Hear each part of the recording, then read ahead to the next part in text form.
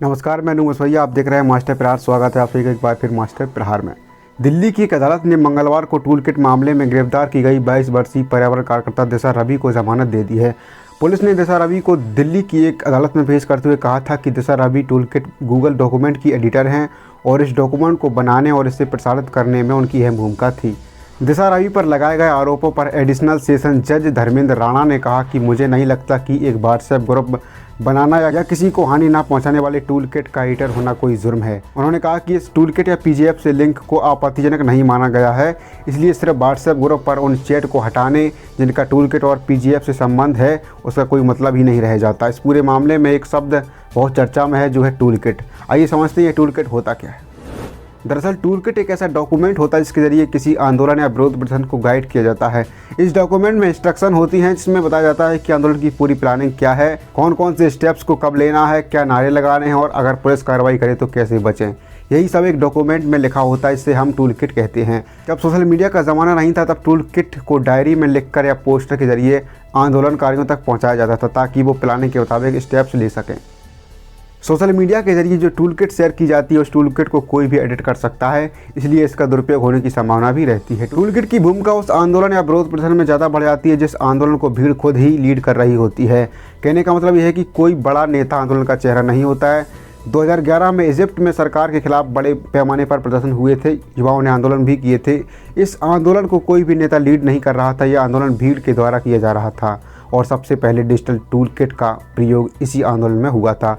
इस आंदोलन में व्हाट्सएप, फेसबुक के माध्यम से मैसेज शेयर किए जा रहे थे और इन मैसेज और पोस्ट के जरिए लोगों को गाइड किया जा रहा था कि कहाँ किसको इकट्ठा होना है, क्या नारे लगाने हैं और पुलिस अगर कार्रवाई करे तो क्या करना है। इन्हीं मैसेज को डिजिटल टूल किट कहा जाता है। इसे गूगल डॉक्स की मदद से भी क्रिएट किया जा सकता है। आजकल टूल को शेयर करने का सबसे बड़ा साधन व्हाट्सएप है, जिसमें मैसेज के जरिए लोगों तक जानकारी पहुँचाई जाती है। अब ये जानकारी गलत भी हो सकती है और सही भी, इसका मिसयूज भी हो सकता है और सही इस्तेमाल भी हो सकता है।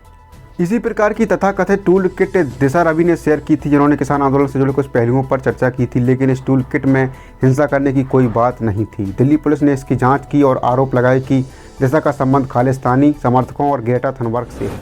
आपको बता दें कि ग्रेटा थुनबर्ग एक एनवायरमेंटल एक्टिविस्ट हैं जो स्वीडन की रहने वाली हैं। पिछले साल पर्यावरण पर दी अपनी स्पीच से पूरी दुनिया का ध्यान अपनी तरफ खींचा था। तो आप अब तक समझ चुके होंगे कि टूल किट होता क्या है। आइए आगे देखिए। अब आते हैं दिशा रवि के मामले पर। रवि को जमानत देते हुए कोर्ट ने कहा कि संचार को लेकर कोई भौगोलिक बाधा नहीं है और एक नागरिक के पास मौलिक अधिकार है कि उपलब्ध साधन का इस्तेमाल कम्युनिकेशन भेजने और प्राप्त करने के लिए कर सकता है। जज ने कहा कि स्वाभाविक है कि रवि किसी तरह के विवाद से दूर रहना चाहती थी। इसके अलावा कोर्ट ने कहा कि रवि का पीजीएफ के खालिस्तानी समर्थकों और कार्यकर्ताओं से कोई संबंध के सबूत नहीं मिले हैं। कोर्ट ने यह भी कहा कि इस बात के भी सबूत नहीं मिले हैं कि 26 जनवरी को हुई हिंसा का संबंध रवि या पीजीएफ से है। जज धर्मेंद्र राणा ने रवि को 1 लाख के पर्सनल बॉन्ड पर जमानत दी है। उन्होंने कहा है कि रिकॉर्ड में कम और अधूरे सबूतों को ध्यान में रखते हुए मुझे 22 वर्षीय लड़की को जमानत देनी पड़ रही है। दिशा के खिलाफ कोई आपराधिक इतिहास नहीं है, ऐसा जज ने कहा। जज ने कहा कि तथाकथित टूल किट से पता चलता है कि इससे किसी भी तरह की हिंसा भड़काने की कोशिश नहीं की गई थी।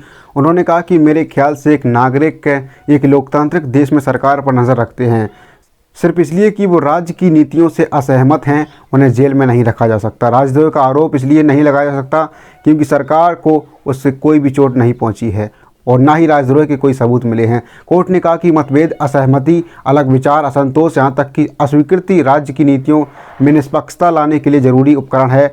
अदालत ने कहा कि एक जागरूक और मुखर नागरिक एक उदासीन या विनम्र नागरिक की तुलना में निर्विवाद रूप से एक स्वस्थ और जीवंत लोकतंत्र का संकेत है। संविधान के अनुच्छेद 19 के तहत असंतोष का अधिकार दृढ़ता से निहित है। इसके अलावा कोर्ट ने कहा कि इस बात के भी कोई सबूत नहीं मिले हैं कि रवि ने टूल किट पर्यावरण कार्यकर्ता ग्रेटा थनबर्ग को भेजा, इससे दुनिया के लोगों तक एक अलगाववादी विचार फैला। कोर्ट ने यह भी कहा कि हम इस बात को समझते हैं कि इस तरह की किसी अपराध के लिए सबूत इकट्ठा करना बेहद मुश्किल है। मुझे इस तथ्य के बारे में भी पता है कि जांच अधिकारी शुरुआती दौर में हैं और पुलिस और सबूत इकट्ठे करने की प्रक्रिया में लगी है। जांच एजेंसियों ने मौजूदा सबूत के आधार पर दिशा रवि को गिरफ्तार किया, लेकिन उन्हें महज शक के आधार पर किसी नागरिक की स्वतंत्रता को प्रतिबंधित करने की अनुमति नहीं दी जा सकती। अदालत ने रवि को भी निर्देश दिए हैं कि वो जांच में सहयोग करें। अदालत ने यह भी कहा है कि वो देश छोड़कर न जाएं। आइए जान लेते हैं कि दिशा रवि कौन है और क्या करती हैं। बेंगलुरु की 22 वर्षीय पर्यावरण कार्यकर्ता दिशा रवि की गिरफ्तारी ने पर्यावरण संरक्षण के लिए काम करने वाले युवाओं के बीच डर का माहौल पैदा कर दिया है। रवि फ्राइडे फॉर फ्यूचर नामक मुहिम की संस्थापक हैं। उन्हें दिल्ली पुलिस की स्पेशल सेल ने 13 फरवरी को बेंगलुरु से गिरफ्तार किया था। कोर्ट में रवि को पेश करते हुए पुलिस ने अपने बयान में कहा था कि Disha Ravi toolkit Google document की एडिटर हैं और इस डॉक्यूमेंट को बनाने और प्रसारित करने में उनकी अहम भूमिका है।